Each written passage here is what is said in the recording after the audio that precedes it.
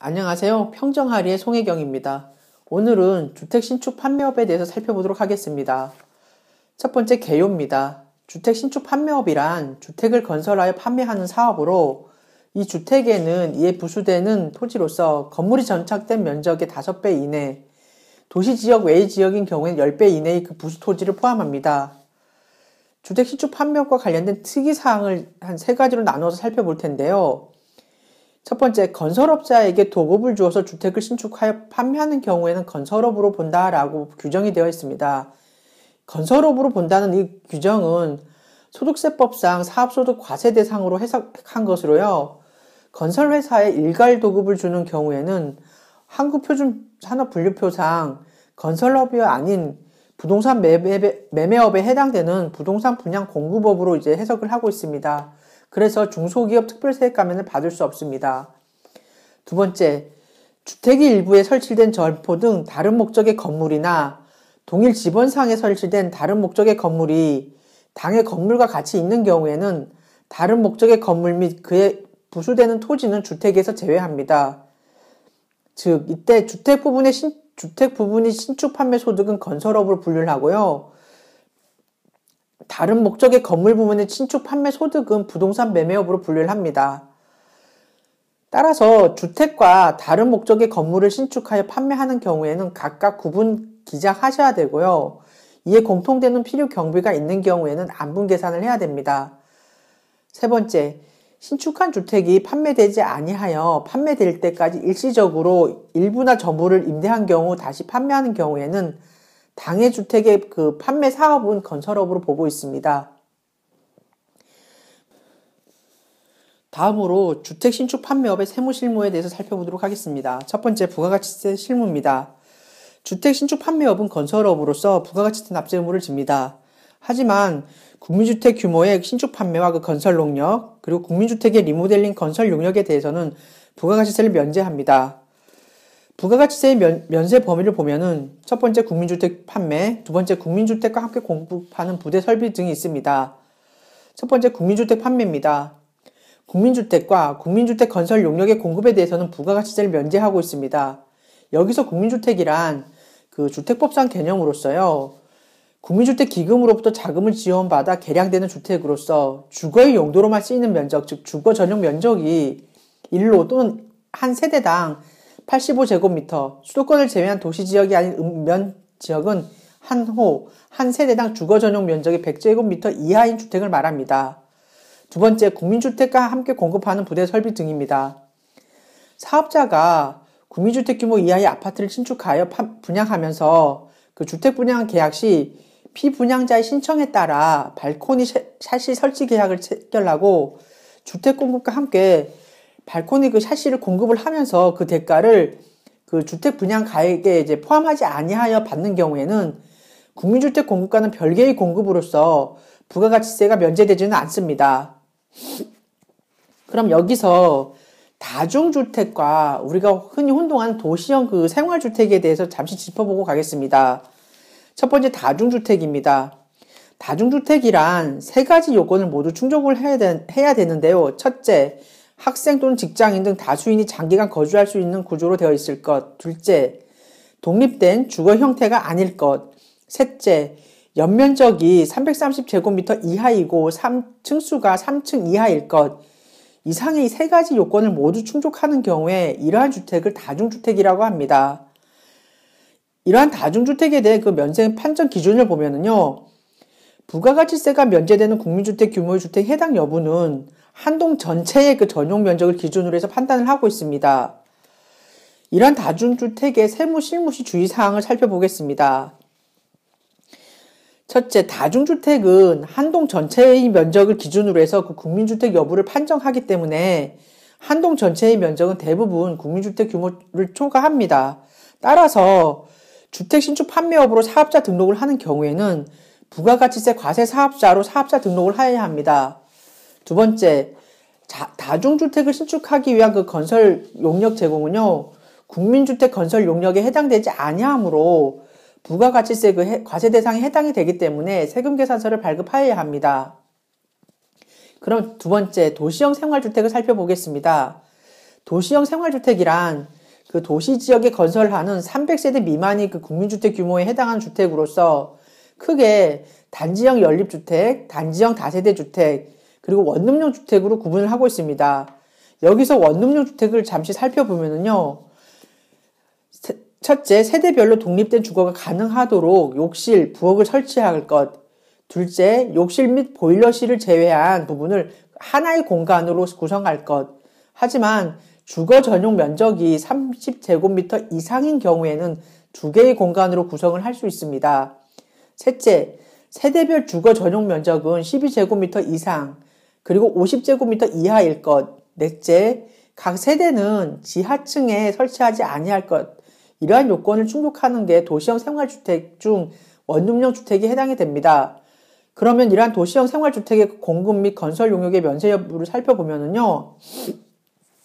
도시형 생활주택이 그 세대당 전용 면적이 85제곱미터, 그 수도권 이외의 지역인 경우는 100제곱미터 이하인 그 주택의 공급 건설 용역은 부가가치세가 면제가 되고, 그 면적 판단은 주거 전용 면적으로 등기부상의 가구당 또는 세대당 그 주거 전용 면적으로 판단을 합니다.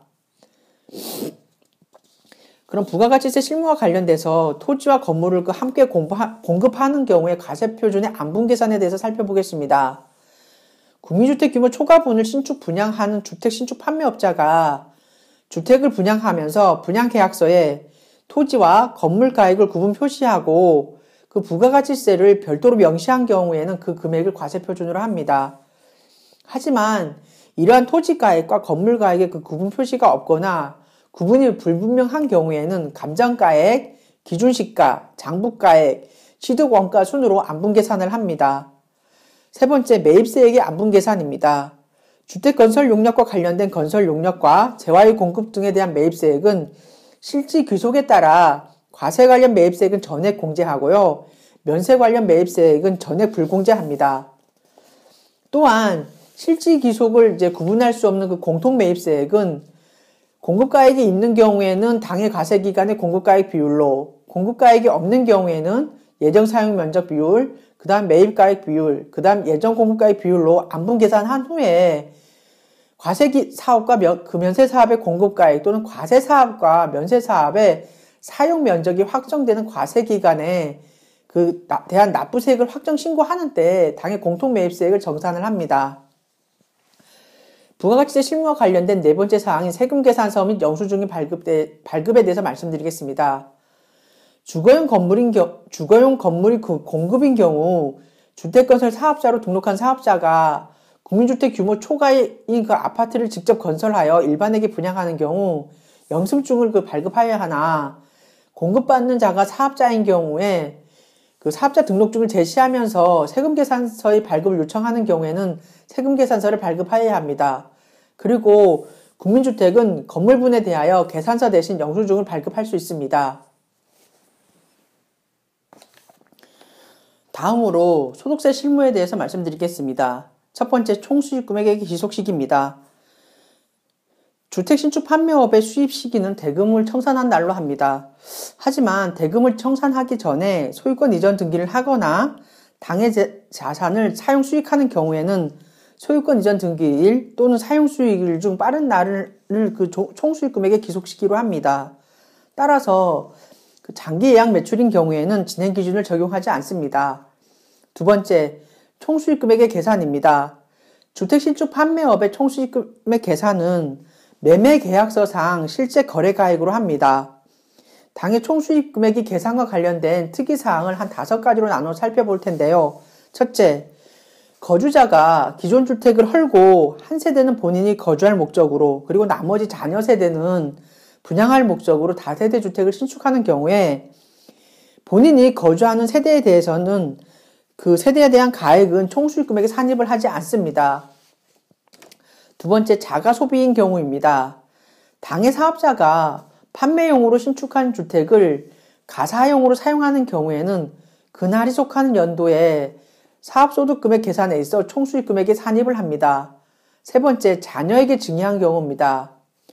주택 신축 판매업자가 신축주택을 분양하던 중 일부 미분양분 주택분이 토지를 자녀에게 증여하는 경우에 그 토지를 증여한 때의 가액에 상당하는 금액은 당해 주택 신축 판매업의 소득금액 계산에 있어서 총수익금액에 산입을 하고요.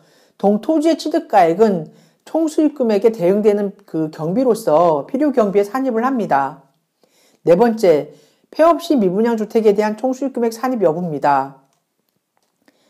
주택 신축 판매업을 영위하던 사업자의 폐업 시 그 판매되지 아니한 재고주택은 폐업일이 속하는 연도의 총수익금액에 포함하지 아니하고 이를 처분하는 연도의 총수익금액에 산입하며 그때 사업소득으로 과세합니다. 그리고 사업자가 폐업 시 미분양된 주택을 가사용으로 소비하거나 임대 목적으로 사용한 후 당해 주택을 양도하는 경우에는 양도소득세가 과세됩니다. 다섯 번째, 주택 신축 판매 공동사업자 분할 등기 시 총수익금액 산입입니다. 2인 이상의 공동사업자가 판매 목적으로 신축한 건물을 공동사업자의 그 출자 지분에 따라 분할 등기하는 경우에는 분할 등기한 주택의 시가 상당액을 공동사업자의 총수익금액에 산입하는 것이며 공동사업자가 공동으로 건물을 신축한 후에 당해 신축 건물을 자기 지분별로 구분 등기하여 각각 자기 계산과 책임하에 사용 수익하는 경우에는 공동사업에 해당이 되지 않고요. 각 사업자별로 사업자 등록을 해야 합니다. 소득세 실무와 관련된 필요 경비 산정에 대해서 알아보겠습니다. 첫째, 토지 취득원가 결정입니다. 토지 취득원가는 토지 매입가액에 취득세 등 부대 비용을 가산한 금액으로 하고요. 토지의 취득가액을 알 수 없는 경우에는 취득 당시 기준시가에 취득세 등을 가산한 금액으로 합니다. 또한 그 토지를 취득하기에 지출한 구건물 철거 비용이나 구건물 관련된 취득세 그리고 토지 정지 비용 등은 토지 취득원가로 처리를 합니다. 또한 거주자가 공동사업을 경영할 것을 약정하는 계약에 의해 당해 공동사업에 그 현물 출자하는 경우에는 등기에 관계없이 당해 토지를 현물 출자한 날 또는 등기 접수일 중 빠른 날에 당해 토지가 유상으로 양도된 것으로 보아 양도소득세가 과세가 되고요. 현물 출자된 토지는 공동사업에 그 현물 출자한 당시 가액을 토지 취득원가로 처리를 합니다. 두 번째, 공사비용입니다. 건축공사비는 시공사의 일괄도급을 준 금액으로 국민주택 초과분에 대하여는 세금 계산서를 그리고 국민주택 규모 이하분에 대해서는 계산서를 수취해야 됩니다. 또한 주택 신축 분양과 관련하여 지출하는 관리대행 용역비는 실질 내용에 따라 필요 경비로 처리를 합니다. 이상에서 주택 신축 판매업에 대해서 알아보았습니다. 감사합니다.